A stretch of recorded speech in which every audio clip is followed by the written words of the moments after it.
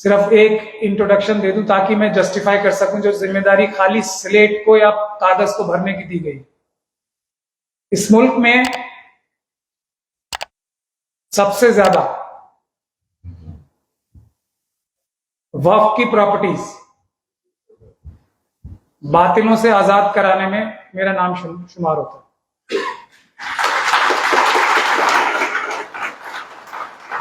मैं जस्टिफाई करना चाहता हूं आसिफ साहब को, कहीं गलत तो नहीं मेरा नाम तजवीज कर दिया आप लोगों को। ये जो 2013 का वक्फ एक्ट था, मौलाना वली रहमानी साहब उस वक्त पर्सनल लॉ बोर्ड के जनरल सेक्रेटरी थे, अहमद पटेल साहब जो उस वक्त गवर्नमेंट के सर्वे सर्वा थे, और जो मैं पहले कांग्रेस पार्टी में ही था, और कांग्रेस पार्टी के लिए जितने बाकी लोगों ने पसीना बहाया होगा मैंने खून बहाया था। पूरी जिम्मेदारी के साथ कह रहा हूं, मेरे पास सारे सबूत होते जरूर बोलते। लेकिन वक्फ में बता क्यों रहा हूं, वक्फ की खातिर दिल्ली में एक 50,000 करोड़ की करबला की जमीन थी जोरबाग में, उस पर अहमद पटेल साहब अल्लाह उनको उनके गुनाहों की माफी अता फरमाए, उनकी नजर उस पर आ गई, और ये जो शिया हजरात थे उनकी नजर मेरे ऊपर आ गई उसको बचाने के लिए। तो वो हक और बातिल की लड़ाई में मैंने पार्टी से लात खा के बाहर जाना तो मंजूर किया। हर लालच जो मुझे दिया गया था, हर तकलीफ इंक्लूडिंग छोटी सी, मेरे ऊपर डकैती का भी मुकदमा लगवाया था। अच्छा हुआ डकैत हूं मैं, अभी चल रहा है, लेकिन मैंने वो तो चुना, लेकिन वक्फ के साथ, अल्लाह की जमीन के साथ गद्दारी और धोखा नहीं चुना।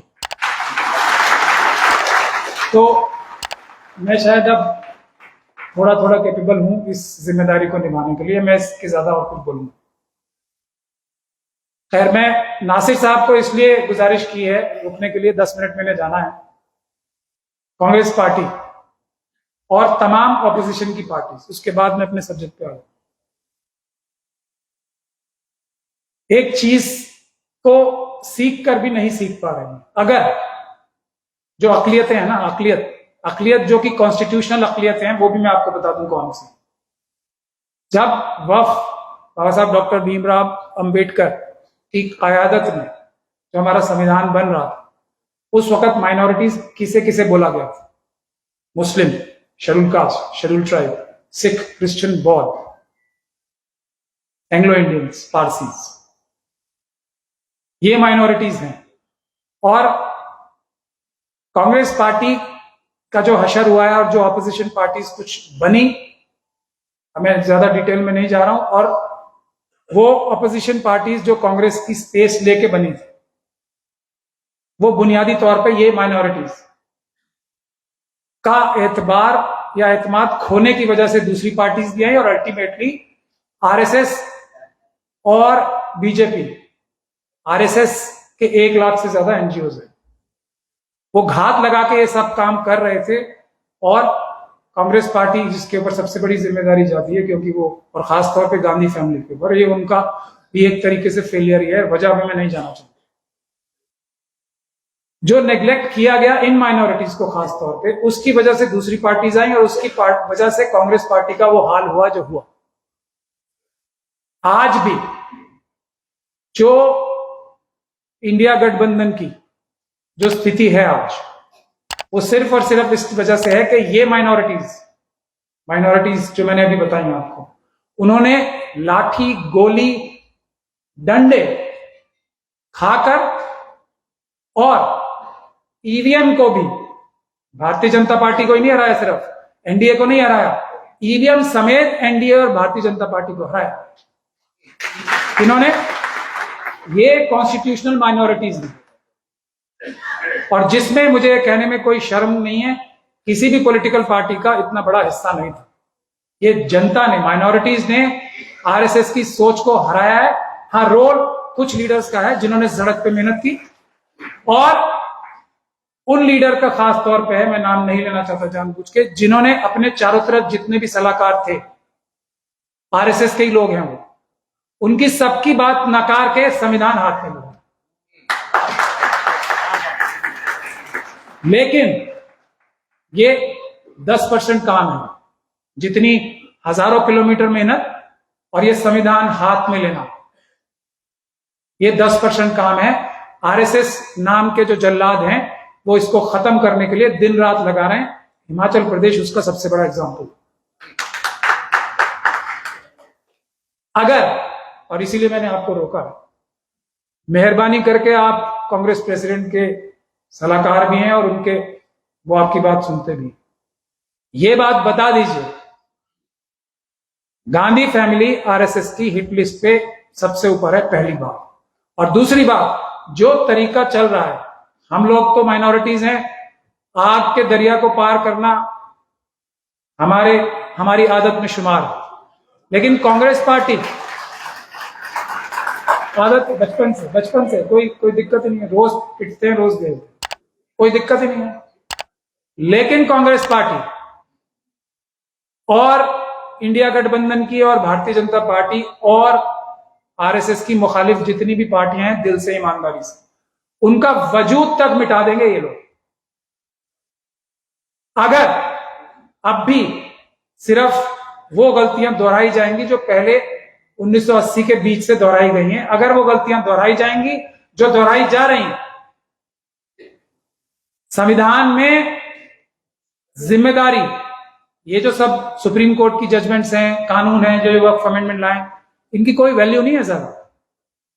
ये सब करेक्ट हो सकते हैं। 5 साल के लिए है कोई भी सरकार, इसका क्या मतलब है संविधान में? और ये बुनियादी बात समझने की जरूरत है। आप सबको तो नहीं समझाना, लेकिन क्योंकि ये आम लोग भी देखेंगे इसलिए मैं बता रहा हूं। किसी की कोई वैल्यू नहीं है संविधान के बेसिक स्ट्रक्चर के अलावा। सरकारें 5 साल के लिए क्यों होती हैं? गलती करो, गलत कानून बनाओ, अगली आएगी, हम लोग अच्छी सरकार बनाएंगे और इसको खत्म कर देंगे। सुप्रीम कोर्ट की जजमेंट, कितनी सुप्रीम कोर्ट की जजमेंट्स ओवररूल हुई हैं, और सुप्रीम कोर्ट के बारे में तो मैं जितना भी कम बोलूं उतना अच्छा। मैं खुद वहां प्रैक्टिस करता हूं, तब भी मैं ये बात जिम्मेदारी से बोल रहा हूं, और इसीलिए बोल रहा हूं कि ये जरूरी है। सुप्रीम कोर्ट के 4 सिटिंग जजेस ने प्रेस कॉन्फ्रेंस करके बोला, और आपने और हमने वो जिम्मेदारी नहीं निभाई जो उन्होंने रिक्वेस्ट की थी हमसे कि हम पे दबाव है, हमें बचाओ। हम लोग बचाने नहीं गए, तो फिर उसका अंजाम आप लोग देख रहे हो, रोज देख रहे हो। अब रह क्या गया है हमारी जुडिशियल सिस्टम में और बाकी भी निजामों में, और इसमें आरएसएस सबसे एक्सपर्ट है। एक कहावत है ना, justice should not only be done, it should seem to have been done also. ठीक, लेकिन अब सुनिए असली बात, आजकल हो क्या रहा है हमारे गवर्नमेंट के लेवल पे भी, और दुख की बात यह है ऑपोजिशन के लेवल पे। Justice should only seem to be done और seem to being done, and it should not be done. ये हो रहा है आज, ये है दुख की बात। इंसाफ लगना चाहिए, हो रहा है, होना नहीं चाहिए। ये हो गया है आज, और इसकी जिम्मेदारी सबसे ज्यादा डेमोक्रेसी में, संविधान के निजाम में, जो बाबा साहब डॉक्टर भीमराव अंबेडकर ने अपने मुट्ठी भर साथियों के साथ, और मुझे फख्र है कि मुस्लिम कम्युनिटी का उस वक्त इतने समझदार थे, बाबा साहब को जाने नहीं देते, डिटेल्स में मैं नहीं जा रहा हूं, हमने भेजा और उनके मुट्ठी भर साथियों ने ये इंतजाम किया है कि पार्लियामेंट में जो प्राइम मिनिस्टर और गवर्नमेंट बन गए, वो कोई आसमान से उतर के फरिश्ते नहीं बन गए, देवता नहीं है वो। ऑपोजिशन पार्टीज की वैल्यू भी उतनी है, उनके ऊपर लगाम रखने के लिए पूरी जनता उनके साथ है। और ये सरकार एनडीए की 40% से ज्यादा वोट नहीं है इसमें, 60% लोगों की आवाज लीडर ऑफ द ऑपोजिशन होता है पार्लियामेंट में, 60% लोगों की। ये बात बहुत ध्यान से सुनने वाली है और समझने वाली है। तो मेरा नासिर भाई से यही गुजारिश है, जितने अपनी अपनी पार्टीज में ईमानदार आरएसएस के टच के बगैर के लोग हैं, उनको आप इकट्ठा कीजिए। आपकी सारी पार्टीज खतरे में हैं, उनको बचाइए, अपनी लीडरशिप को बचाइए। ये पैगाम है, आप सब लोग हाथ खड़े के बताइए अगर इससे आप इत्तेफाक रखते हैं या नहीं रखते। ये पैगाम है, अगर ऐसा नहीं हुआ तो वही होगा जो 400 पार फिर होगा ही होगा। माजरत चाहता हूँ, मुझे निकलना है और जल्दी भी निकलता हूँ, क्योंकि मैं जितना देर बैठूंगा उतना देर ये बिल पे नहीं आएंगे। और दूसरा, हिमाचल की बात महमूद भाई ने कहा, क्योंकि खरगे साहब कर्नाटका से हैं, मैं आप लोगों को बताना चाहता हूं कि इमीडिएटली उन्होंने सीएम को और वहां के मिनिस्टर को और वहां के पीसीसी प्रेसिडेंट को टास्क पे लिया, इमीडिएटली रिप्रिमेंड किया। और वो खास करके वो जो एक बिल एक डिसीजन हुआ था, लेकिन वो उसका ऑर्डर नहीं हुआ था कि हर कोई जो रेडी पट्टी वाले वो वेंडर्स दुकान में अपना नाम लगाना चाहे।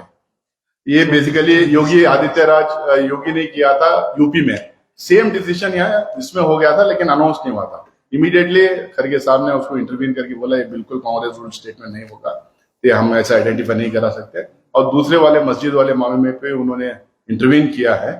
और पॉलिटिक्स तो ये है देश भर की, वो बाद में बात करेंगे। मैं निकलता हूँ मैं, क्योंकि आप ये मैसेज इस सभा का पहुंचा दीजिएगा। मैं सुनना चाह रहा था आपको, मुझे ये इसका वो वीडियो मिल जाएगा, मैं इसका आपके पीछे जवाब दूंगा। ये है जस्टिस नजर आना चाहिए होते हुए, ये हिमाचल का जो अभी बताया होना नहीं चाहिए, यही एग्जाम्पल है। और इसी का नुकसान हर पॉलिटिकल पार्टी को हुआ है और अब भी होगा, सिर्फ दिखाने के लिए। ये 46% पॉपुलेशन है माइनॉरिटीज की, जो मैंने आपको गिनवाए हैं अभी। कोई डर बहाना नहीं है, डर के पोलराइज हो जाएगा, ये हो जाएगा, हो जाए 46% है। 400 पार करने के लिए 46% काफी है इस तरफ से।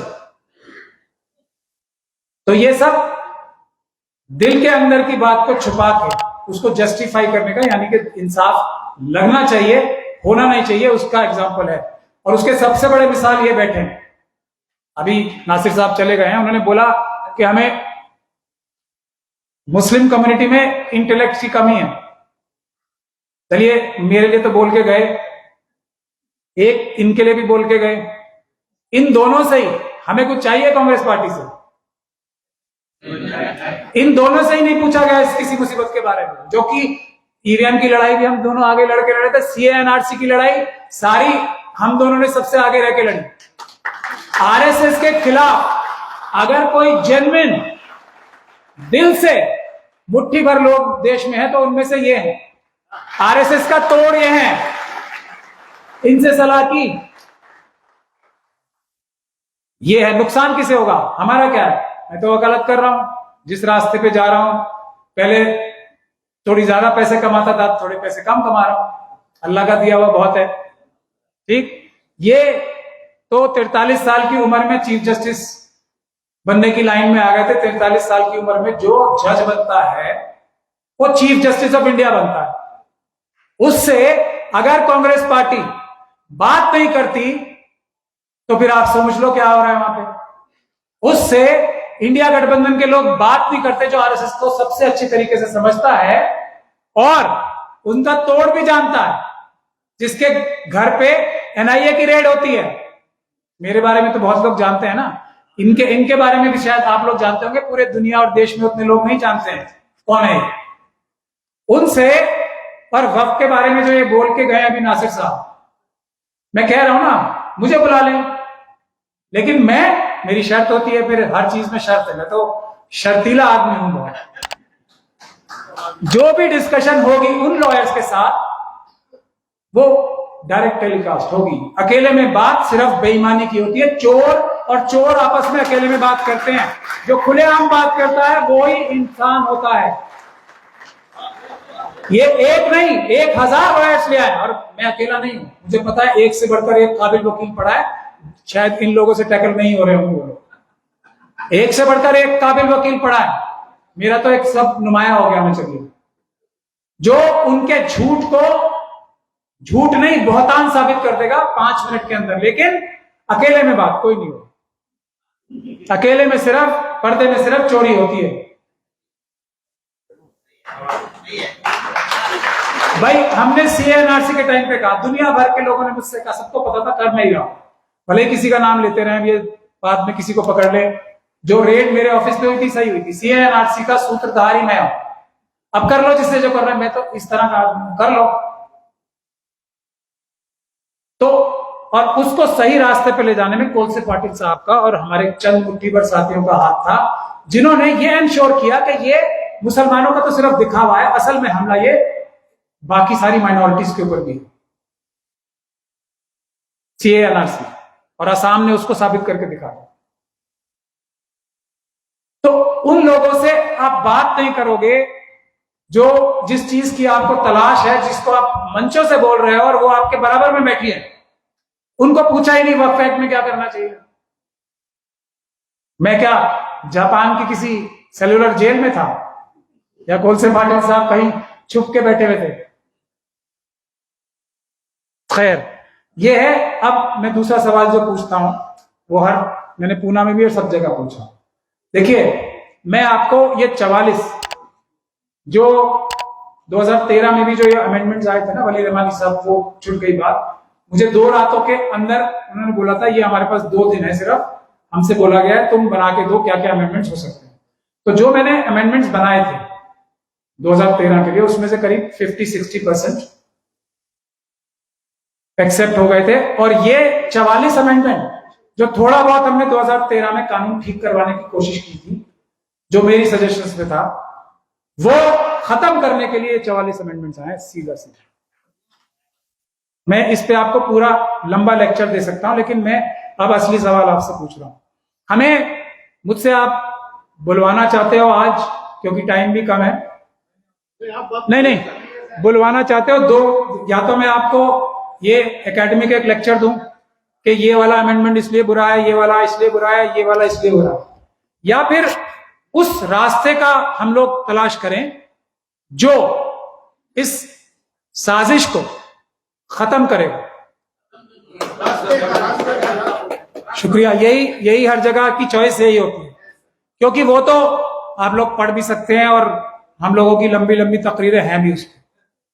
सॉल्यूशन है सीधा सीधा, चोर को चोर कहना। देखिए, आज सबसे बड़ी दुनिया भर में प्रॉब्लम क्या हो रही है, फिर मैं सीधा मुद्दे पे आऊंगा, कि जो झूठ बोलते हैं ना, ये फिलिस्तीन इजराइल से लेके और हमारे देश तक, वो अपना झूठ ऐसे दीदा दिलेरी से बोलते हैं, आंखों में घुस के झूठ बोलते हैं कि ये लगने लगे सच, जैसे वो लॉयर्स का बता रहे थे। और जो लोग सच बोलने वाले हैं वो मतलब लिहाजन शर्मा के, अब जैसे नासिर साहब ने कितनी अच्छी तरीके से एक्सप्लेन किया कि उनको शायद मालूम नहीं है, वो क्या ये नहीं जानते इसका मतलब क्या होगा। ये है, हम लोग कितना शर्मा के बोल रहे हैं, यानी कि हम उन्हें बेनिफिट ऑफ डाउट दे रहे हैं, शायद वो ना समझ है।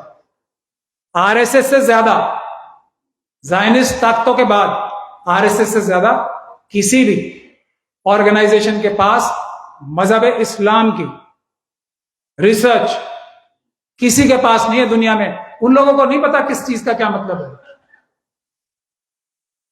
जो बात बुनियादी है वो हम कहेंगे नहीं कि ये चोर है और चोर ही है। ये झूठ बोलते हैं,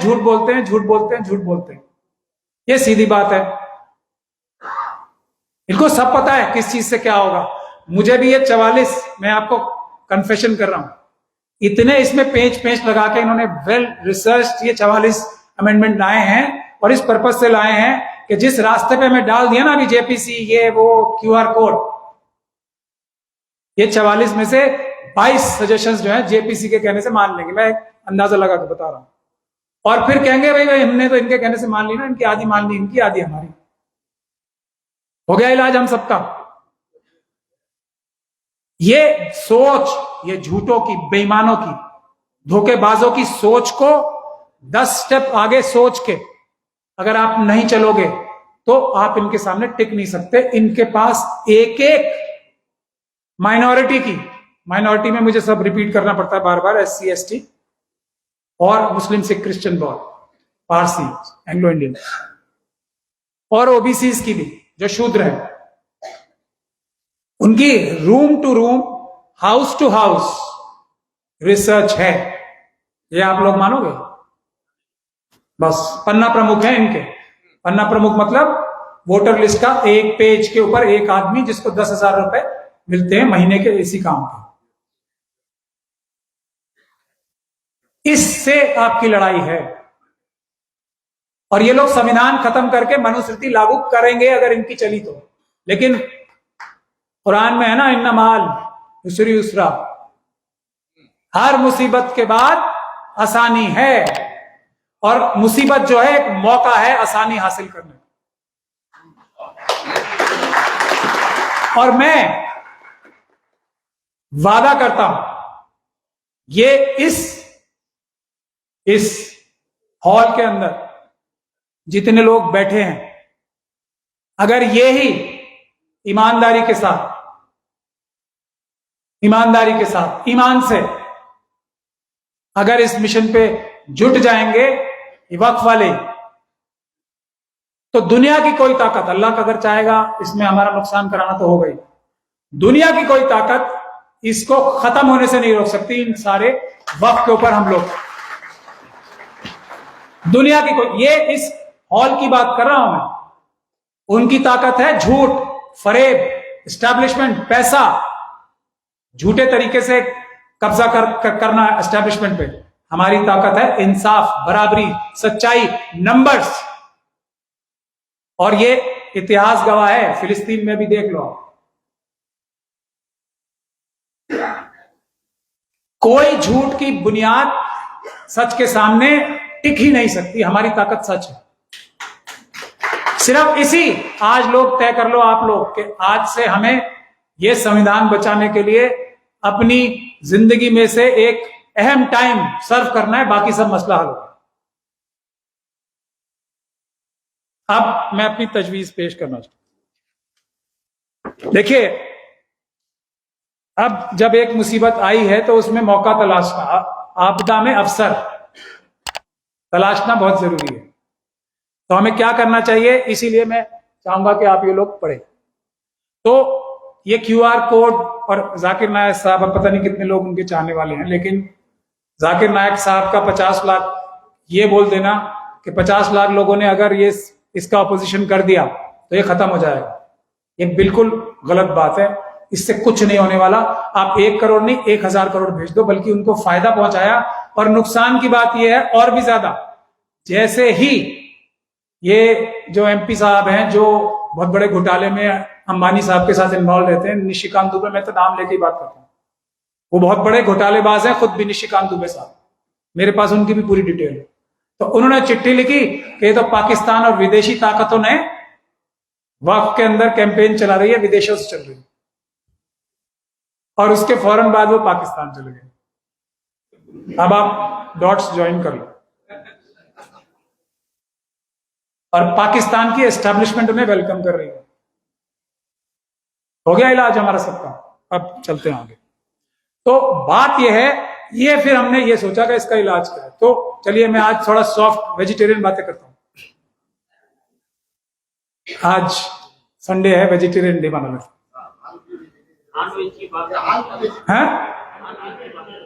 करूं आज भी? छोड़ दीजिए थोड़ी देर के लिए, रहम।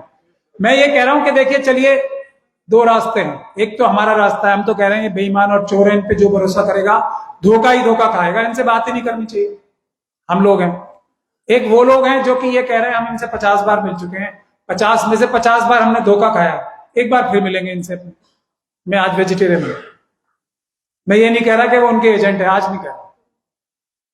तो अब 50वीं बार फिर मिलेंगे उनसे, तो ये जो 51वीं बार अब मन मिलेंगे, शायद वो इस बार सुधर जाए।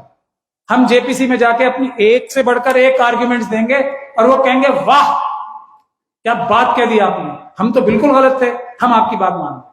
ऐसा तो होने जा नहीं रहा है, नहीं होने जा रहा ना। और अमित शाह जी ने, क्योंकि मेरी हर पेशेंट गोई को साबित करने का उन्होंने ठेका उठा रखा है अमित शाह जी ने, तो उन्होंने कह दिया विंटर सेशन में हम ये बिल जो वक्त में खराबियां हो रही है हमें मार पीट के ठीक कर देंगे, ये बोल दिया उन्होंने, सीधा कर देंगे, ऐसा बोल रहे हैं। तो अब JPC करते रहो। JPC की कानूनी वैल्यू क्या है? चलिए ये सारे के सारे कन्विंस कर दिया इन्होंने, निशिकांत दुबे जैसे व्यक्ति को ठीक कर दिया। ये ऐसा है निशिकांत दुबे और बाकी RSS के मेंबर ऑफ पार्लियामेंट को सीधा करना, जैसे मुझे पूरी दुनिया मिलके मेरे कलमे से हटा दे। ठीक, ये इतना आसान या मुश्किल काम है, या मुझे संविधान के ऊपर चलने से हटा दे, तो उतना ही आसान या मुश्किल है। आप किसी भी RSS वाले से जाके ये कह दो कि तुम भारत का संविधान खत्म करने से हट जाओ, वक्फ के खिलाफ काम करने से हट जाओ, ये सब काम आप बंद कर दो। तो हो ही नहीं सकता ना। चलिए, अब एक काम इन सब लोगों का है, ये लोग उनको समझा के बुझा के QR कोड के जरिए से और अपनी तकरीरें दे दे के ये सुधार लेंगे, तो हो गया, फिर हमारी तो कोई जरूरत नहीं है, फिर तो बल्ले बल्ले। अब अगर ऐसा नहीं होता तो फिर प्लान बी हम लोग हैं।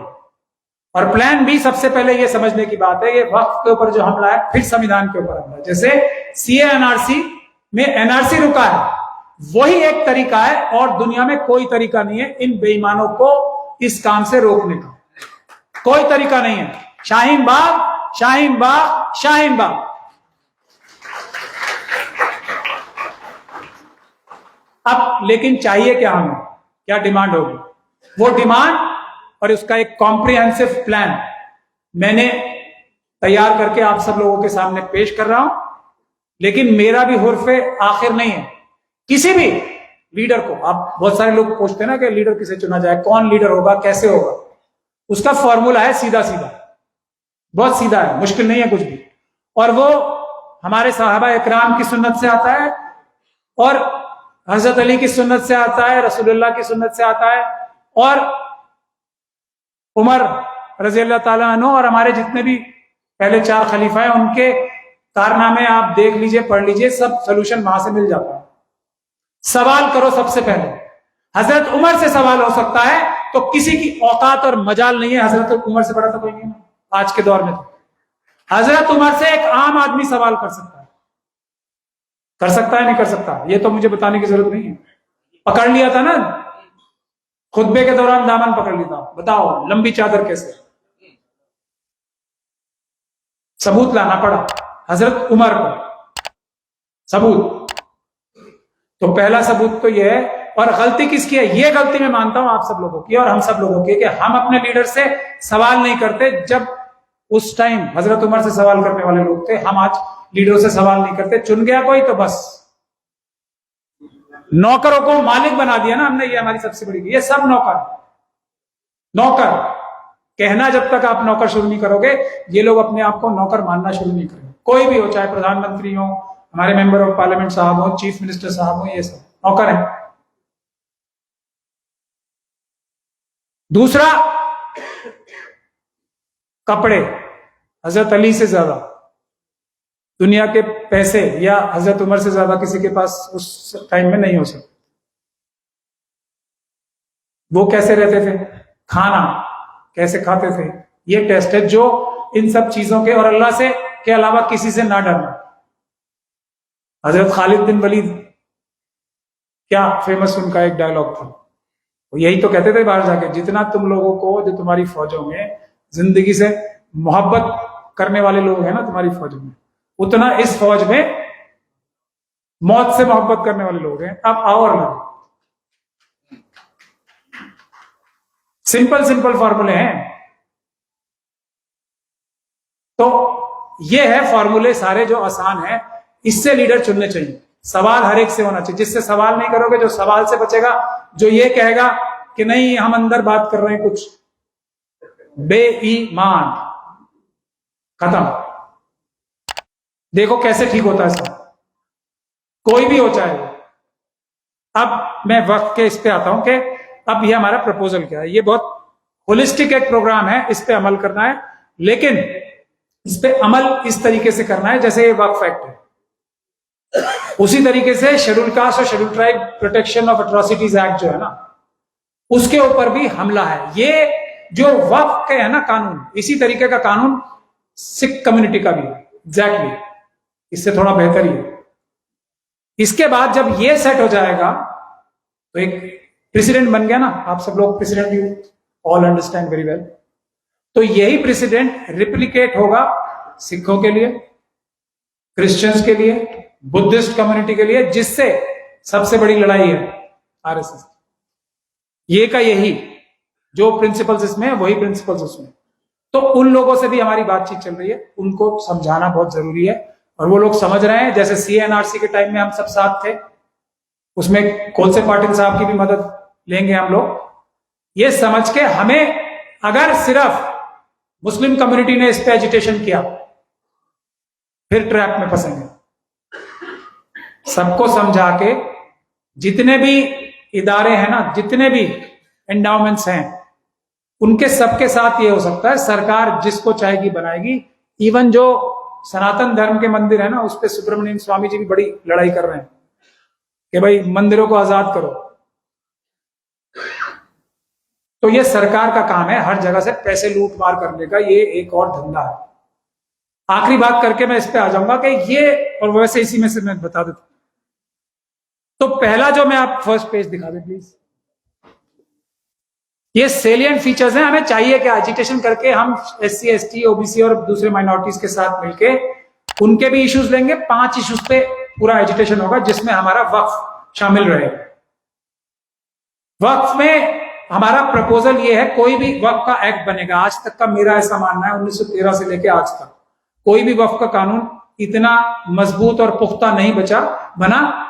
कमजोर वक्फ एक्ट ही बने आज तक, इंक्लूडिंग 2013 का जिसमें मेरा भी हाथ, क्योंकि मौका ही नहीं था। तो अब इस मौके को हम हासिल करें, इस बिल की मुखालफत पूरी ताकत से करें, शेड्यूल कास्ट, शेड्यूल ट्राइब और OBCs के साथ मिलकर उनके जॉइंट एक प्रोग्राम करें। बड़े बड़े मुजाहरे शुरू होने चाहिए शाहीन बाग की तर्ज पे।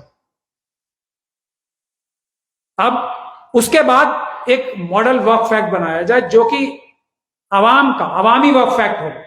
और यही तरीका है, किसी भी जब पार्लियामेंट बिल पास करती है ना, of course everybody of the attendees here know very well कि उस ग्रुप का या उस सेक्शन ऑफ द सोसाइटी से ही वो उसकी रिक्वायरमेंट निकल के आती है किसी भी लॉ को पास करने के लिए। तो मुसलमानों ने कभी कोई अपना एक वक्फ का कानून बनाया ही नहीं है, वो हम पहली बार बना रहे।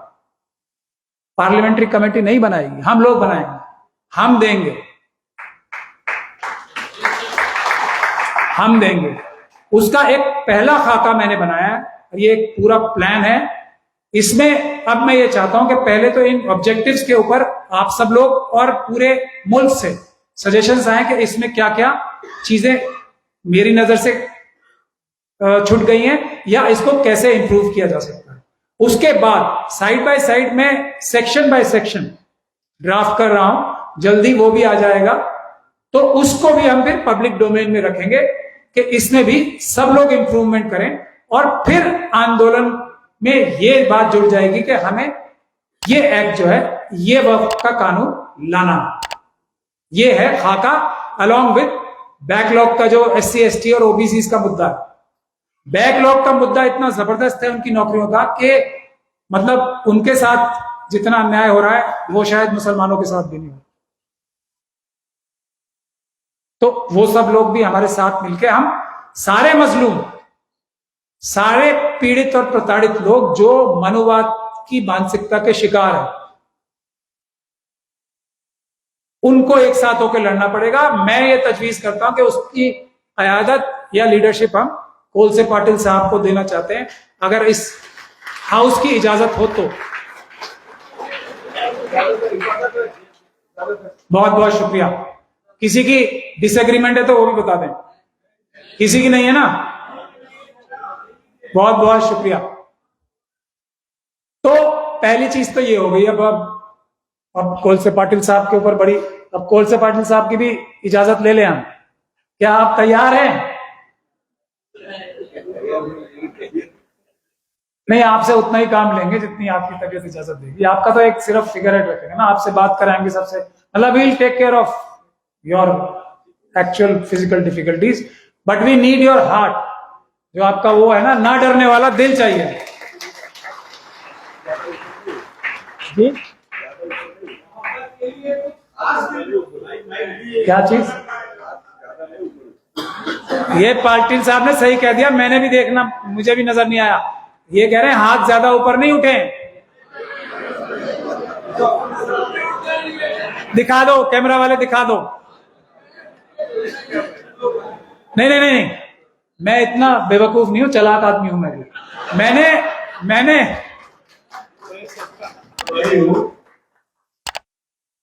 तबीयत आजकल ठीक नहीं चलती,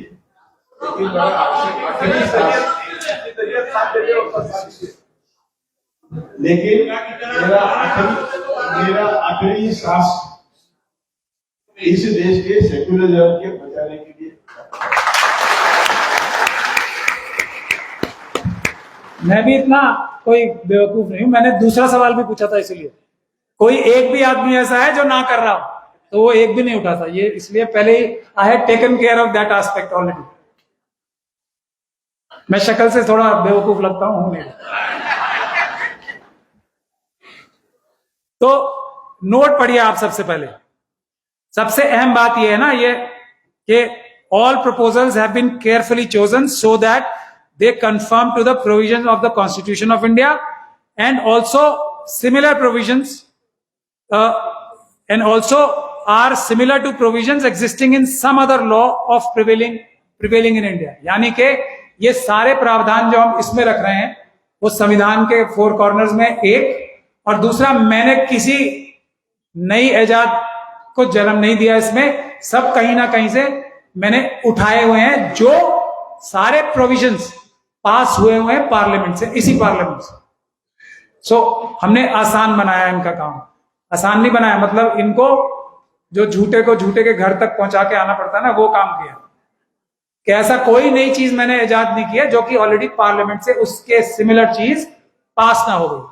फिर दूसरा, proposal with respect to Waqf amendment bill 2024, bill number 109 of 2024 as introduced in the parliament and being considered by the joint committee, clause 1 of the bill introduced in Lok Sabha, उसमें एक चीज हमने, आप लोग पढ़ लीजिए, मैं कम टाइम में बताने की कोशिश कर रहा हूं, एक चीज जो अच्छी है, ऐसा नहीं है ना हमने कोई कसम ही खा रखी है। धोखाधड़ी करने के लिए जो टाइटल रखा जाता है ना, धोखा आदमी कैसे देता है बहकाने के लिए, जब तक आपको अपने विश्वास में नहीं लेगा, आपको ये नहीं बहकाएगा कि मैं बहुत अच्छा काम करने जा रहा हूं, आप तो उसकी बात ही नहीं मानोगे। तो इसमें टाइटल जो है ना, और टाइटल किसी भी एक्ट का क्या होता है, it is reflective of the objectives of that act, right. तो ऑब्जेक्टिव जो है ना इसका टाइटल में जो छुपा हुआ है वो हमें कबूल है, बाकी 44 के 44 जो इसके प्रावधान है वो ना कबूल है, क्योंकि उनसे बेहतर प्रोविजन इस ऑब्जेक्टिव को पूरा करने के लिए जो कि इसके टाइटल में छुपा हुआ है ऑलरेडी मौजूद है एग्जिस्टिंग कानून में। सही बात है ना, एकदम सटीक बात, झूठे को झूठे के घर पहुंचाने की। और हम आर्ग्यूमेंट के लिए कह ही सकते हैं कि चलिए हम आप पे भी विश्वास कर रहे हैं, आपकी चीज जो अच्छी थी ले ली हमने। तो ये टाइटल क्या है इसका, unified Waqf management empowerment efficiency and development, ये हमें कबूल है। ठीक, कितना अच्छा आदमी हूं मैं।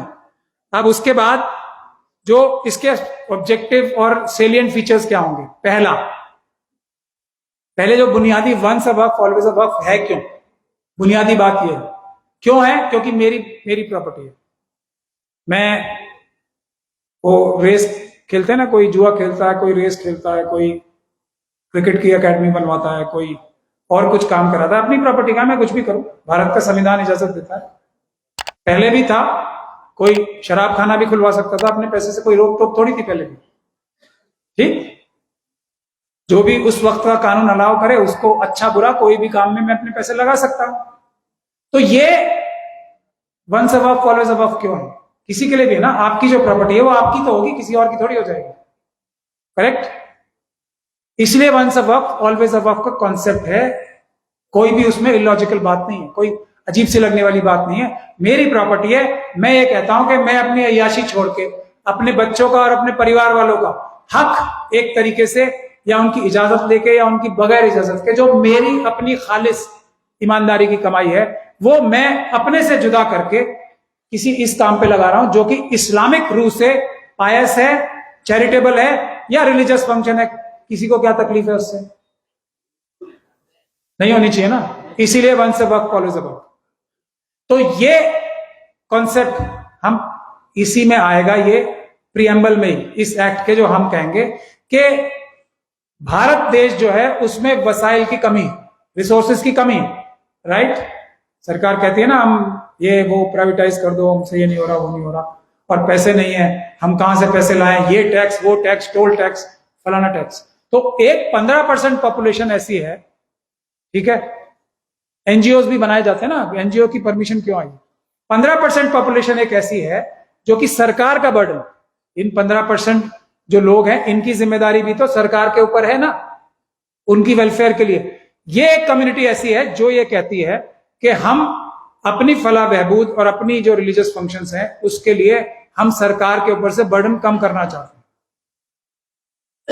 हम अपने आप करेंगे तो सरकार को और समाज को हमें बिग थैंक यू बोलना चाहिए इस तरह के माला डाल के, या ये हमें को गालियां देनी चाहिए। ये बात प्रियम्बल में लिखी जाएगी ताकि लोगों को क्लैरिटी रहे। ये हमारा पहला प्रपोजल है, ऑब्जेक्टिव ये रहेगा कि इतनी बड़ी पॉपुलेशन को टैक्स एक्सचेकर का बर्डन कम करके हम हेल्प कर रहे हैं। तो सरकार will, parliament will thank us, show gratitude to Muslim community कि आप इतना बड़ा काम देश के लिए कर रहे हैं। दूसरा जो मैंने आपको बताया है, वक्फ की डेफिनेशन में थोड़ा हम अमेंडमेंट कर रहे हैं। सेकंड, एक तो ये भी जरूरी होती है ना बात, अपनी प्योर प्रॉपर्टी मैं अपने आप से अलग कर रहा हूं। अब मैं ये वैसे बताया ना आपको, क्रिकेट एकेडमी के लिए भी कर सकता हूं, उसके लिए भी ट्रस्ट बना सकता हूं, ये कॉमन लॉ है। मगर मैं चाहे किसी भी कम्युनिटी से आता हूं, मुझे, चलिए मैं इसको मैंने आगे भी वैसे एक्सप्लेन कर रखा है, यहां भी कर दूं, मैं नॉन मुस्लिम कम्युनिटी से आता हूं, मुझे इस्लामिक थियोलॉजी में या इस्लामिक सोच में या मुस्लिम लोगों में कुछ अच्छा ही लगी कि भाई मैं जो अपनी प्रॉपर्टी है मैं इस काम के लिए मुस्लिम कम्युनिटी के हाथ में देना चाहता हूं। तो इसीलिए वक्फ कोई नॉन मुस्लिम भी किसी रिलीजियस चैरिटेबल पर्पस के लिए कर सकता है, क्योंकि वो विश्वास करता है कि मुस्लिम कम्युनिटी जो है वो बेहतर तरीके से उसके जाने के बाद या उसकी प्रॉपर्टी का अच्छे तरीके से उसकी मंशा के हिसाब से काम कर पाएगी। तो इसमें भी कोई लॉजिकली परेशानी नहीं है, होनी भी नहीं चाहिए, और इसका कोई आर्गुमेंट भी नहीं मिल सकता काउंटर। ठीक है, इसीलिए नॉन मुस्लिम्स को भी अलाउड है। अब उसके बाद हमने इसमें एक टेंजिबल और नॉन टेंजिबल का भी प्रोविजन रखा है, क्योंकि आजकल आपको पता है intellectual property rights, copyrights, patent, इसकी भी एक बहुत जबरदस्त वैल्यू होती है। ये भी तो कोई वक्फ कर सकता है जो नॉन इंटेंजिबल प्रॉपर्टीज है। तो वक्फ की डेफिनेशन में हमने प्रॉपर्टीज की परमानेंट एलिनिएशन और tangible as well as intangible properties भी रखी है, ये हमने इंप्रूवमेंट की है। फिर वक्फ तीसरा वाला वही है, वक्फ once a Waqf always a वक्फ है। तो इसीलिए गिफ्ट, सेल किसी भी तरह की गैर कानूनी है। ये थर्ड पॉइंट जो है, और इसके आगे जो हमने ऐड किया है जो बहुत जरूरी है, और जो ये सरकार इन 44 प्रोविजंस में ये कर रही है, जितनी सजा थी इसमें जुर्म करने की उसको और कम कर रही है, नॉन कॉग्निजेबल ऑफेंस बना रही है। तो उसमें हमने ये तजवीज रखी है कि कोई भी सरकारी अधिकारी, वक्फ का मुतवल्ली, वक्फ का मेंबर, वक्फ का कर्मचारी या कोई प्राइवेट इंडिविजुअल जो ये परमानेंट एलिनिएशन का, सेल डीड बनाने का, कुछ भी गिफ्ट डीड बनाने का काम करता है, उसको कोशिश करने पे, ये काम करने पे 10 साल से लेकर उम्र कैद की सजा होगी। इस पे आप लोग हाथ उठाइए। अब मैं ये देखूंगा, ये हमारा प्रोविजन इसलिए था, और इसके साथ साथ ये अटेम्प्ट करने के लिए भी 2.5% ऑफ दैट प्रॉपर्टी जिसको वो खुर्द-बुर्द करना चाहता था या बेचना चाहता था, वो भी उसको अपनी जाती प्रॉपर्टी में से देनी पड़ी। जो एक सबसे बड़ी प्रॉब्लम है ना हमारे अंदर, जो वक्त में सबसे बड़ी प्रॉब्लम हुई है, जो निगहबान, जो चौकीदार थे वही चोर हैं हर लेवल पे। मेरा ऐसा मानना है, टेस्ट आप लोग सब ध्यान से सुन लीजिए, मेरा ये टेस्ट है, हमारे बुजुर्ग अपना हक छोड़कर जो हमारे लिए छोड़ गए और जो छोड़ते जा रहे हैं आज के लोग भी, वो इतना है, किसी भी स्टेट में वक्फ बोर्ड ठीक से काम कर रहा है या नहीं कर रहा है, उसका पैमाना एक है कि उस प्रदेश में एक भी मुस्लिम गरीब परिवार अगर करोड़पति नहीं है तो वो स्टेट का वक्फ बोर्ड काम ईमानदारी और ठीक से नहीं कर रहा। ये टेस्ट है, और ये बात मैं पूरी रिसर्च करके ईमानदारी के साथ बोल रहा हूं। इतनी जायदादें हमारे बुजुर्ग अपना पर्सनल कमाया हुआ हम लोगों के लिए, आगे आने वाले वक्त के लिए छोड़ गए।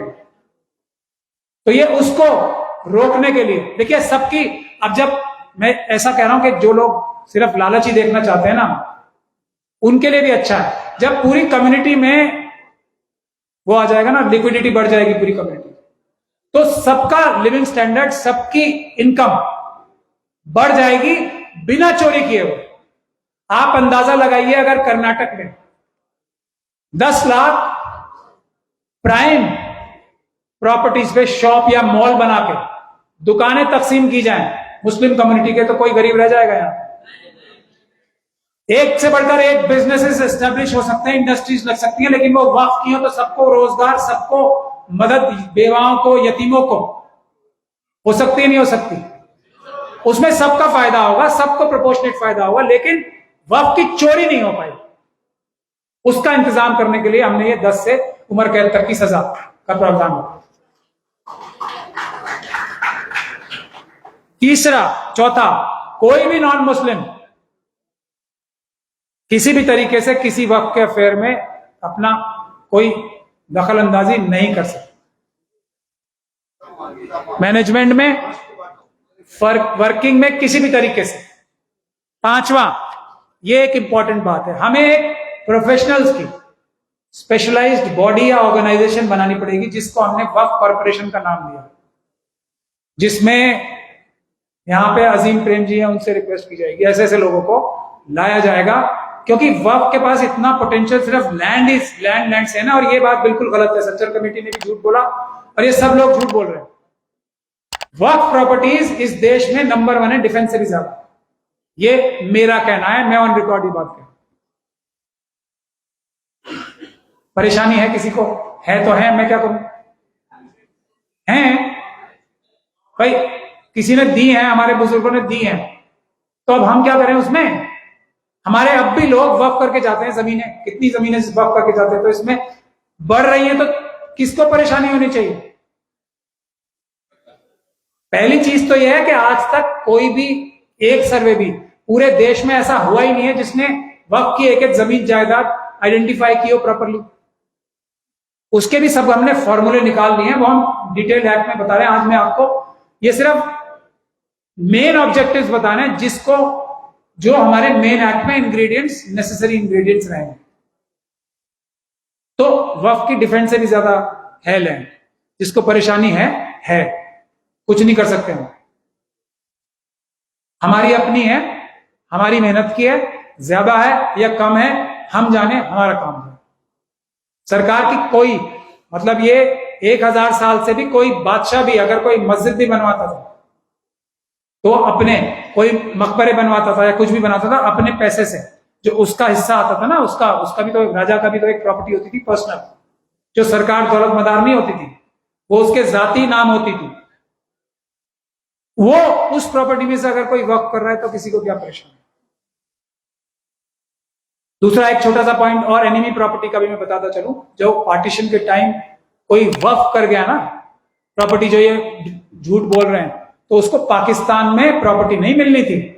ये सर्टिफिकेट यहां से लेके जाना पड़ता था कि ये प्रॉपर्टी का मालिक मैं ही हूं। उसके एवज में ही एक पैसे, एक नोशनल अमाउंट तय होता था और उसके एवज में जमीन वहां मिलती थी। वहां से आए हुए लोगों को यहां पे भी इस तरह से जमीनें मिली है, वहां अपना प्रूफ दिखाना पड़ता था। ऐसा नहीं कि वहां बेच गए और यहां आके दोबारा ले लिया, ऐसा नहीं होता। तो ये भी झूठ है। खैर, ये तो एक, मैं नासिर साहब होते तो उनको भी ये बात पॉइंट पता लग जाती कि उनके जो वकील आ रहे हैं, we can demolish them on every of their points, but that is not the question. फिर भी वो उसके बाद बोलेंगे कि वक्फ में चोरी हो रही है, तो झूठे का तो कोई इलाज है नहीं। तो फिर हम इसके बाद ये वक्फ का मैनेजमेंट के लिए कॉर्पोरेशन बनाई जाएगी, जो कि फाइनेंस भी रेज करेगी world over to develop properties in a very transparent manner, जिसमें पब्लिक की से हमेशा रहेगी और आमने सामने सब काम होंगे। But best of the professionals will be used to make best use of Waqf assets which has not happen till date. ये उसके बाद छठा है, एक सड़क पे नमाज करने में पढ़ने में बड़ी तकलीफ होती है लोगों को। तो छठा पॉइंट ये है, जितने भी आर्कियोलॉजिकल सर्वे के अंडर जितने भी मस्जिदें, मजार, टूम्स ये सब आते हैं, उसकी देखभाल वक्फ के अंडर आ जाएगी, वक्फ बोर्ड्स के अंदर आ जाएगी। तो एक तो ये सड़कों पे नमाज पढ़ने की जो प्रॉब्लम है मेरे ख्याल से बहुत बहुत कम हो जाएगी, ना के बराबर हो जाएगी, पहली बात। दूसरी बात जो एएसआई के कानून में यह है कि किसी भी प्रॉपर्टी को प्रिजर्व करना, क्योर करना या क्यूरेशन करनी है तो उसकी प्रिजर्वेशन मानने का पैमाना क्या है? ना सिर्फ वो बिल्डिंग बचनी चाहिए बल्कि वो बिल्डिंग जिस चीज के काम आती, जो उसका मकसद था बनाने का, वो ट्रेडिशनल और कल्चरल और रिलीजियस फंक्शन भी उसमें होता रहे, तभी वो प्रिजर्वेशन मानी जाती है। That is the law and norm for preservation of ancient monuments and structures. अगर मस्जिद को प्रिजर्व करना है तो उसमें नमाज भी मुसलसल होनी चाहिए प्रिजर्वेशन की, तभी वो प्रिजर्वेशन मानी जाएगी। तो इसलिए भी ये वक्फ के अंडर आनी चाहिए एएसआई की प्रॉपर्टीज। और सरकार की खुद की पॉलिसी है, इंटेक को दे रही है। अभी एक डालमिया साहब हैं, बहुत बेईमान या ईमानदार बिजनेसमैन है, उनको लाल किला दे दिया क्योर करने के लिए सरकार, और एएसआई तो कर नहीं सकती। तो भाई हम लोग अगर वक्फ बोर्ड के तहत एक अपना कॉर्पोरेशन, वक्फ कॉर्पोरेशन जो बनेगी, उसमें एक प्रोफेशनल बॉडी बना लेंगे जो कि बेस्ट ऑफ टेक्नोलॉजी देगी फॉर क्यूरेशन एंड प्रिजर्वेशन, तो that should be given to us. इसमें भी कोई इलॉजिकल बात नहीं। एक वक्फ सिक्योरिटी एजेंसी की भी तजवीज है, ये एक बहुत अहम बात है, और इसके लिए हमें private security agencies regulation act का भी हम इस्तेमाल कर सकते हैं, या एक ये क्वासी गवर्नमेंट बॉडी जब है ही तो उसमें भी हम सिक्योरिटी फोर्स की भी रिक्रूटमेंट बड़े लेवल पे हर एक वक्फ बोर्ड को करनी चाहिए, ऐसा भी एक हमने प्रोविजन रखा। अब फेस्टिवल्स और जो दूसरे ऑस्पिशियस ओकेजन्स हैं हमारे, चेलुम है, ताजिए निकलते हैं, ये सब चीजों के लिए भी ये सारे इनकी परमिशंस लेना, इनको कैसे सही तरीके से निकाला जाना है according to traditions and religious procedures, उसके लिए भी जिम्मेदारी के लिए वक्फ बोर्ड ही ये सब तय करेगा। उसमें उन्हें आज जो परमिशन लेने की और सिक्योरिटी मिलने की भी प्रॉब्लम्स आती हैं, पुलिस की अरेंजमेंट की प्रॉब्लम्स आती हैं, because Waqf board is a governmental body, this will also be streamline. तो इसलिए हमने ये सारी भी चीजें जो है वक्फ बोर्ड के अंदर ही आनी चाहिए। फिर सेंट्रल वक्फ काउंसिल और स्टेट वक्फ बोर्ड्स जितने भी हैं वो डायरेक्ट इलेक्शन से, this is our 9th point, direct election से हर एक मुस्लिम वोटर जो 18 साल से ऊपर का है वो इसमें वोट देगा। और इसमें एक चीज इसमें नहीं लिखी हुई है, इसमें जिसकी जितनी संख्या भारी उतनी उसकी हिस्सेदारी का प्रोविजन भी रखा जा रहा है। तो ये जो हम पे पासमानदा का और दूसरी तरीके से हमले हो रहे हैं वो भी उसमें खत्म हो जाएंगे। हम खुद ही जो बात शर के तौर पे की जाती है उस शर को ही हम जड़ से ही खत्म कर दें, क्योंकि हमारे यहां तो सब बराबर है, हमारे यहां इसमें कोई इख्तिलाफ है ही नहीं। तो हर कम्युनिटी में से जो सो कॉल्ड कम्युनिटीज बनाने की कोशिश की जा रही है, अच्छे बुरे लोग होते हैं तो अच्छे लोग जीत के आएंगे in proportion to their percentage in the Muslim population. ये वक्फ बोर्ड के सारे मेंबर्स इलेक्ट होंगे डायरेक्ट इलेक्शन से, जो मुस्लिम कम्युनिटी देगी, with the right to recall भी। अब ये एक हमारे देश में बहुत समस्या है ना, 5 साल के लिए एकदम बंधुआ मजदूर बन जाते हैं, तो वो भी कुछ उसका प्रोसीजर निकाल के हम किसी भी मेंबर को राइट टू रिकॉल भी हमारे पास एक्सरसाइज होगा कि हम उसे 1 साल बाद या 6 महीने बाद भी निकाल के बाहर कर सकते हैं। ये प्रोविजन भी उसमें रखा जाएगा। ये एसजीपीसी के इलेक्शन होते हैं, सिखों के इलेक्शन इसी तरीके से होते हैं, उनकी जो कमेटीज बनती है, तो ये कोई नई चीज ये भी नहीं। एक वक्फ की जुडिशियल कमीशन, एक हमारे इंट्रा वक्फ जो डिस्प्यूट्स होते हैं ना, मेंबर्स के बीच में ही हो गए, कभी सीईओ के, गवर्नमेंट ऑफिशियल्स के और मेंबर्स के बीच में हो गए, चेयरमैन के बीच में हो गए। इंटर वक्फ भी, एक स्टेट से दूसरे स्टेट के वक्फ की कई बार बहुत सारी डिफिकल्टीज आती हैं, ओवरलैपिंग प्रॉपर्टीज होती हैं, और जब इंटेंजिबल प्रॉपर्टीज आएंगी तो उसमें तो और भी ज्यादा होंगे। तो एक वक्फ का जुडिशियल कमीशन हम बनाने की तजवीज है। ये इसमें रिटायर्ड सुप्रीम कोर्ट के जजेस, हाई कोर्ट के जजेस रिटायर्ड, और जो नामी गिरामी इज्जत माप हस्तियां हैं हमारी कम्युनिटीज की, रिलीजियस, सोशल प्रोफेशनल्स, उनको इसमें रखा जाएगा, ताकि जो मीडिएशन, तो आप तो सब लॉयर्स हैं, ऑल्टरनेटिव डिस्प्यूट रेजोल्यूशन का तो कॉन्सेप्ट भारत सरकार ला रही है, क्योंकि अदालतों के ऊपर इतना बोझ है वो कर ही नहीं पा रहे हैं, तो इसको तो बड़े ही हजारों करोड़ रुपए खर्च करके ऑल्टरनेटिव डिस्प्यूट रेजोल्यूशन को एनकरेज किया जा रहा है, तो कॉन्सिलिएशन, मीडिएशन और आर्बिट्रेशन का काम ये जुडिशियल कमीशन करेगी, ताकि ज्यादा से ज्यादा जो इख्तलाफात हों उसको निपटाया जा सके, क्विकली निपटाया जा सके। उसके बाद एक डेडिकेटेड वक्फ ट्राइब्यूनल्स होंगे जो कि टाइम बाउंड फैशन में, और एपेलेट ट्राइब्यूनल का भी प्रोविजन रखा है, वक्फ ट्राइब्यूनल्स और एपेलेट ट्राइब्यूनल्स, ताकि एपेलेट ट्राइब्यूनल के खिलाफ अगर हाईकोर्ट जाया भी जाए तो वहां पे उसका जल्दी से जल्दी निपटारा हो जाता है। Because when two bodies, appellate primary and appellate bodies have come to a conclusion, usually the higher courts do not intervene in that. ये भी एक तजवीज रखिए ताकि लिटिगेशन को वक्फ की कम से कम किया जाए, और ये टाइम बाउंड फैशन में होगा, और डेडिकेटेड वक्फ के ट्राइब्यूनल्स और एपेलेट ट्राइब्यूनल्स होंगे। स्टेट लेवल पे एक एपेलेट ट्राइब्यूनल और जो डिस्ट्रिक्ट वाइज वक्फ ट्राइब्यूनल्स रखने का प्रोविजन हम करना चाहते हैं। उसके बाद उससे एक और इंपॉर्टेंट बात है कि वक्फ सर्वे से, रेवेन्यू रिकॉर्ड से या दूसरी जगहों से एक इंटरएक्टिव, जो जैसे गूगल मैप आते हैं ना, जिसमें आप हाई रेजोल्यूशन का गूगल मैप भी अगर आप देखेंगे तो उसमें you can C small properties also, even you can identify your own house. तो वक्फ की सारी प्रॉपर्टीज एक ऑनलाइन इंटरएक्टिव मैप पे डिजिटाइज करके उसको वक्फ की, जो वक्फ काउंसिल की वेबसाइट होगी, उस पे रखा जाएगा। उसमें यह भी प्रोविजन होगा कि कोई भी बाशिंदा या शहरी कोई भी वक्फ प्रॉपर्टी अगर ढूंढ के निकालता है तो वो उस पे अपलोड कर सकता है मैप पे ही, ताकि स्टेट वक्फ बोर्ड जो हैं उसके ऊपर ध्यान दें और उसको एस्टैब्लिश करने की कोशिश करें कि ये वक्फ प्रॉपर्टी है, उसकी कानूनी लड़ाई लड़के उसको वक्फ प्रॉपर्टी की बनाने की कोशिश किया। और कहां जा रहा है, कम हो रहा है वक्फ की प्रॉपर्टीज और या बढ़ रही हैं, एटलीस्ट लैंडेड प्रॉपर्टीज और बिल्डिंग्स, वो 24 घंटे 7 दिन 12 महीने और साल भर पूरे दुनिया की नजरों के सामने में रहे। ये एक प्रोविजन भी हमने इसलिए रखा है। और उसके बाद ये जितनी भी प्रोसीडिंग्स होंगी वक्फ एक्ट के तहत, वो सब वीडियोग्राफ होंगी, ऑनलाइन होंगी। कोई छुप के क्यों होनी चाहिए वक्फ बोर्ड की मीटिंग, मुझे आज तक ये समझ में नहीं आया। क्यों, मतलब ऐसा क्या करते हैं? अभी तो पार्लियामेंट वाले, जो सबसे ईमानदार देश में माने जाते हैं लोग, पार्लियामेंट वाले भी अपनी लड़ाई झगड़े और असेंबलीज में दिखाते ही है ना, वो तो रिलेटिवली ईमानदार लोग हैं, ईमानदार। तो जब वो तैयार हैं अपना पर्दा हटाने के लिए, तो वक्फ की प्रोसीडिंग्स का भी प्रोविजन हम लाइव टेलीकास्ट होना चाहिए, मेन प्रोसीडिंग्स का तो, और हर प्रोसीडिंग का वीडियोग्राफी होनी चाहिए, चाहे वक्फ की सर्वे की हो या किसी भी चीज की, ताकि दूध का दूध पानी का पानी हो। एंड ये प्रोसीडिंग्स सारी they have to be uploaded on a website, again state के वक्फ बोर्ड के वेबसाइट पे भी और सेंट्रल।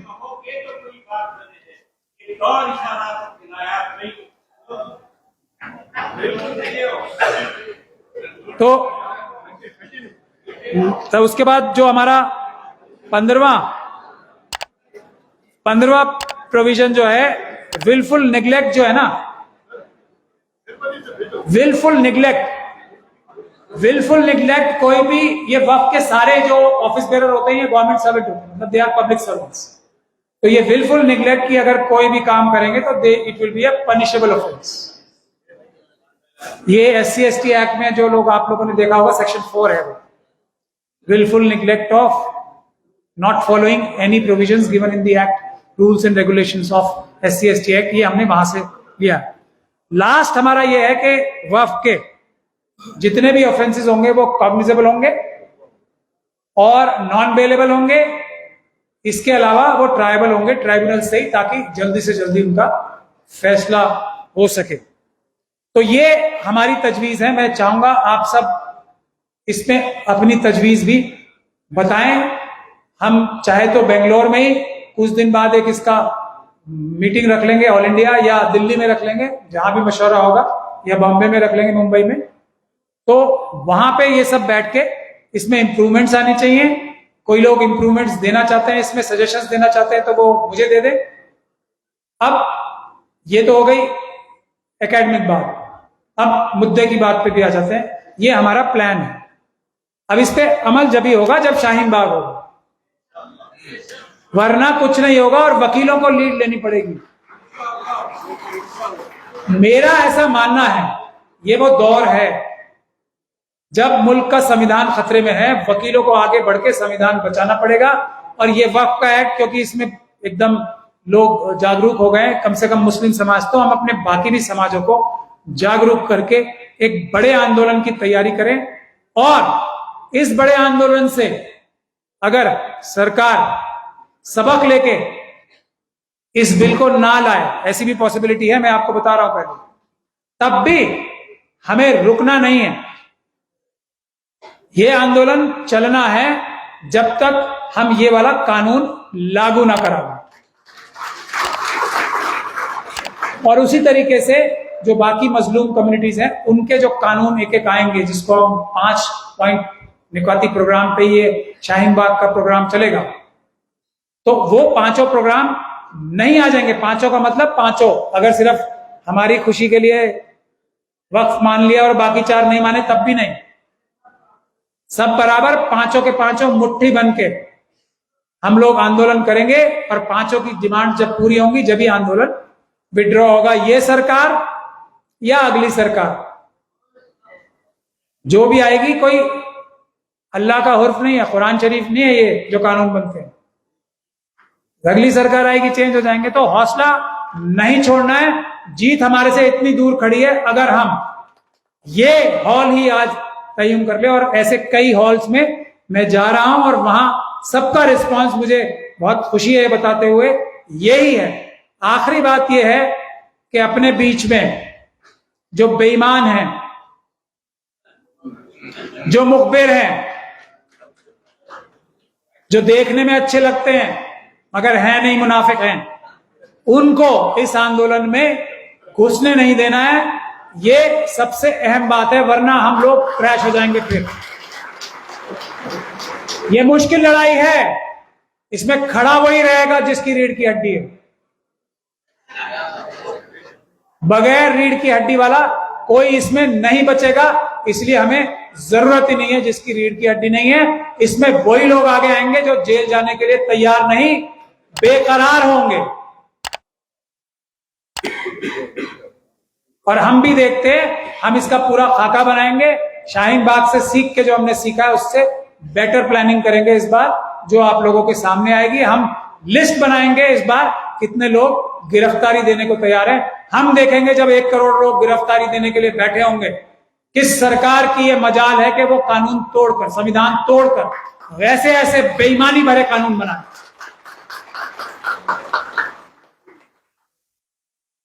और उनके लिए सेफ राज्य, ये काम शुरू करने के लिए सबसे सुरक्षित राज्य जो हैं वो साउथ के हैं। तो आप लोग के ऊपर जिम्मेदारी, आप वकील भी हैं और साउथ इंडिया के वकील हैं, तो जिम्मेदारी आपके ऊपर सबसे ज्यादा आ जाएगी, सबसे ज्यादा है। ये एक आखिरी बात, हम जो ये मिशन सेव कॉन्स्टिट्यूशन का आप वो देख रहे हैं ना पैनल, इसका भी मैं आपको बता दूं। मैं ये चाहता हूं कि हमारी स्टेट लेवल पे और डिस्ट्रिक्ट लेवल पे, यानी कि एमएलए लेवल्स पे, एमपी लेवल्स पे और कॉर्पोरेटर्स और विलेज लेवल पे हमारे ऑफिस खुलें, ताकि ये जो पुलिस के द्वारा जुल्म और ज्यादती की जाती है उसमें schedule caste, schedule tribe, OBC के वकील और मुस्लिम माइनॉरिटीज के दूसरे वकील मिलके ग्रुप्स बने, मिशन सेव कॉन्स्टिट्यूशन के ऑफिस खुले हर जगह, ताकि ये पुलिस की ज्यादती को हम कम कर सकें, नौकरों को नौकर की जगह और मालिकों को मालिकों की जगह बिठा सकें, घर घर संविधान, संविधान से हर समाधान हम कर सकें। तो ये भी आप लोग कंसिडर किएगा कि जहां जहां लॉयर्स की एक टीम इकट्ठी हो सकती है, जिसमें भले एक एक लॉयर ही हो लेकिन अलग अलग कम्युनिटीज से हो, एक सोशल मीडिया एक्टिविस्ट हो जो ये आजकल सोशल न्यूज चैनल चलाते हैं, जिस भी एमएलए कॉन्स्टिट्यूएंसी में ये बन सके, आप लोग ऑफिस खुलाना शुरू करिए। हमारा चेन ऑफ कमांड रहेगा, जरूरत पड़ेगी, हालात नहीं संभाले जाएंगे तो मैं खुद दिल्ली से चल के आने का वादा करता हूं अपने सभी ऑफिस में। लेकिन ये ऑफिस पूरे देश में खुलने चाहिए। हमारे पास स्ट्रक्चर की कमी है, तंजीम की कमी है। हमारी पुरानी तंजीमें जो हाईजैक कर ली हमारे लोगों ने, वो हमारी सबसे बड़ी जो आज खराबियां चल रही हैं उसका सबसे बड़ी वजह यह है कि हमारी जो तंजीमी निजाम, हमारा मजहबी निजाम था, वही छिन भिन हो गया, हमारे टॉप की लीडरशिप को हाईजैक कर लिया गया। उसको तोड़ने के लिए हमें नई तंजीम बनानी पड़ेगी, या दूसरा उसका आसान रास्ता यह है कि ये तंजीमों के हेड्स को चेंज करके उनके अंदर जो ईमानदार और बहादुर लोग हैं, बेशक हैं, हर तंजीम में ईमानदार और बहादुर लोग हैं, लेकिन वो टॉप की लीडरशिप पे नहीं है, उनको अगर हम ऊपर पहुंचा सकें तो ये नया काम भी, नई ऑफिस भी खोलने की जरूरत नहीं पड़ेगी।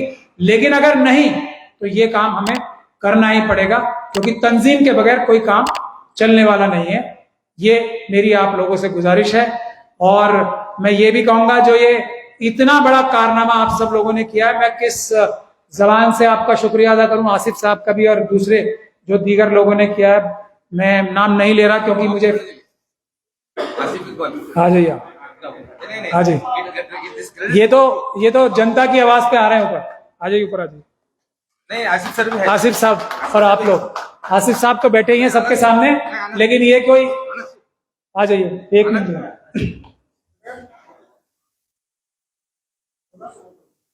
आसिफ भाई तो बड़े भाई हैं हमारे, लेकिन एक छोटे भाई भी हैं। दोनों को जिम्मेदारी मैं ये दे के जा रहा हूं कि आप लोग ये वकीलों की टीम का एक एहतियात कर लीजिए, और ये वक्तन फवक्तन इस तरह के प्रोग्राम्स होने चाहिए। और आप लोगों ने ऐसा काम किया है जिसको सलाम करने का बार बार दिल करता है। बाकी कुर्बानी देने के लिए तैयार हो जाइए, इसलिए नहीं कि मुस्लिम कम्युनिटी खतरे में है, इसलिए कि हमारे देश का संविधान खतरे में है, हर मजलूम खतरे में है, और वो कोई भी सच्चा मुसलमान बर्दाश्त नहीं कर सकता, अपने ऊपर जुल्म सह सकता है, लेकिन मजलूमों के खिलाफ जो जालिम है उनकी कलाई पकड़ने की जिम्मेदारी अल्लाह ताला ने हमें दी है। अगर हम नहीं पकड़ेंगे जालिम की कलाई तो हमें आखिरत के रोज जवाब देना पड़ेगा, और वकीलों को यह जवाब देना आखिरत के दिन सबसे मुश्किल होगा, क्योंकि सबसे ताकतवर आज की तारीख में वकील ही हैं। तो बढ़िए आगे। और मैं ये भी कहूंगा, जो हमारे साहिब हैसियत लोग हैं, ये वकीलों से फ्री काम कराना अच्छी बात नहीं, नहीं, सीरियस बात है ये।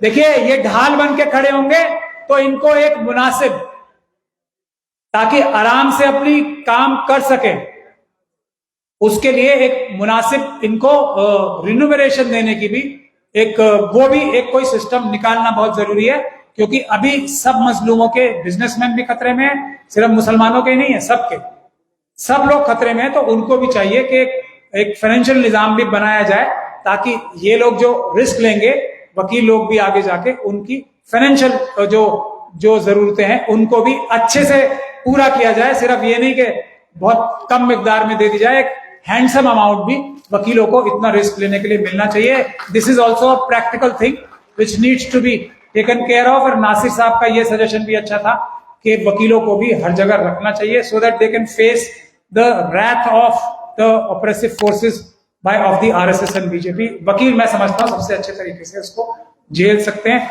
व आखिर दवाना, बहुत बहुत शुक्रिया आप सब लोगों का मुझे इतने ध्यान से सुनने का।